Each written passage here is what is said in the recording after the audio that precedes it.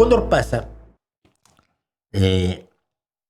interpretado por un grupo andino, no me acuerdo exactamente cuál ahora, era como una de las máximas estrellas del folclore andino. Se nos presentaba como el ejemplo de la máxima pureza indígena a la que había que aspirar en la consecución de una música que expresara debidamente todo lo que sentía el pueblo. ¡Uy, el pueblo! El pueblísimo.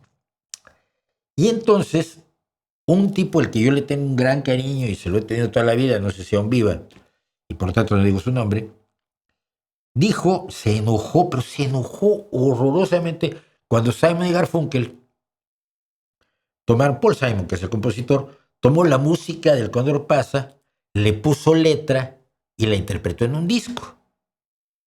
I'd rather be a star than a snail, yes I do. Y entonces en un momento dado estaba despotricando contra el rock y contra este atentado al folclore purururururo. Y dijo, como estos tipos que no sé cómo se llaman, Simón y Gafarunkel o Rafakunkel o Garafunkel. Yo que estaba atrás del escenario dije, seas payaso, sabes perfectamente que son Simon y Garfunkel. Lo hablamos en la tarde. Pero el show les tenía que mostrar que él ni siquiera sabía quiénes eran esos malditos estadounidenses que habían contaminado la pureza del folclore. Y entonces yo me dije, aquí me bajo. ¿Por qué me bajo? Bueno, mire usted. Porque Cóndor Pasa es una canción de una zarzuela peruana, escrita por un compositor franco-peruano, su padre era francés, su madre era peruana, representado en una zarzuela efectivamente basado en los ritmos originarios peruanos, sin duda alguna, usando instrumentación peruana, pero era la obra de un compositor al uso, de un compositor comercial clásico, entrenado clásicamente, que había hecho una recuperación del sonido, pero que era tan pseudo folclore como el que hacíamos nosotros, que queríamos tocar música indígena sin tener el entorno indígena. Por eso le llamábamos disque folclore. Y como yo conté esta anécdota y se horrorizaron de pensar que esa gloria de la pureza indígena era en realidad parte de una zarzuela escrita en 1930 de un medio francés, yo dije, hasta aquí llegamos con este asunto, me retiro del movimiento del neofolclore y canto nuevo y todo esto, y me regreso al rock, me metí a un grupo de unos amigos míos a tocar el bajo, era malísimo, siempre he sido malísimo, era mejor con la guitarra acústica, fíjate, pero siempre llegué a acompañar a cantantes y toda la onda. Pero pero ahí fue cuando dije yo, termina mi vida en el folclore porque esto no es tolerable. Y creo que eso era el último, no. Manuel Esteban Morales, ¿has escuchado a Billy Strings? Soy fan de Billy Strings, un gran guitarrista.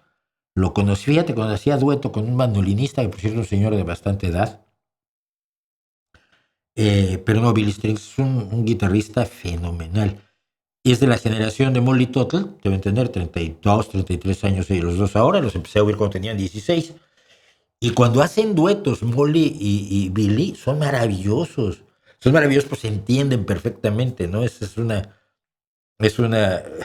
maravilla verlos improvisando juntos y puedes verlo en YouTube. Billy Strings es extraordinario como guitarrista. Aclaro, guitarrista de bluegrass, hace algo de blues, hace algo de country. Es el mundo en el que se mueven él y Molly Tuttle, que no es forzosamente tampoco el mundo del rock o del guitarrista de rock en el que uno piensa. Son guitarristas acústicos los dos, por cierto. Aunque yo estoy esperando que en cualquier momento Molly Tuttle agarre una guitarra eléctrica. Apúntenlo. El día que Molly Tuttle agarre una guitarra eléctrica, se los dije yo aquí primero. Pues 16 toneladas fue una versión, la versión que hizo efectivamente en México Alberto Vázquez. Y la canción es previa a que la hiciera. ¿Cómo se llama? El que la hizo famosa. No me acuerdo quién era. pero es una canción de la mina. Y yo que tengo un suegro minero, un día le pregunté, mi suegro picaba. El picador es el que directamente saca el carbón en la mina. Los mineros hacen muchas cosas distintas dentro de la mina, tienen distintas funciones. El acarreo, la voladura, etcétera. Y los picadores, que son los más especializados, son los que directamente están en la veta de carbón, arrancando el carbón de la veta para sacarlo. Y yo le preguntaba a mi suegro, ¿cuántas toneladas tenías que picar tú al día? Dice, 16 más o menos. Fíjate, curiosamente en Estados Unidos también eran 16 toneladas y o 16 toneladas era un poco más de lo normal, según lo que cuenta la canción, ¿no? Pero es interesante, lo que pasa es que yo estoy... Oh, I was born when the sun didn't shine. No, está horroroso. No me por favor, no repitan eso. ¿Qué otros artistas de música clásica escucho aparte de Mozart, Beethoven y Bach? Sobre todo soy muy de escuchar el Renacimiento. Scarlatti es uno de mis favoritos. Vivaldi me gusta mucho. Pero también dediqué una larga época a escuchar música medieval. A Guillaume Machaut, a Perrotin, a Leontin. Estoy pronunciándolo mal, por supuesto cualquier francés vendrá y me pegará. Las cantigas de Santa María.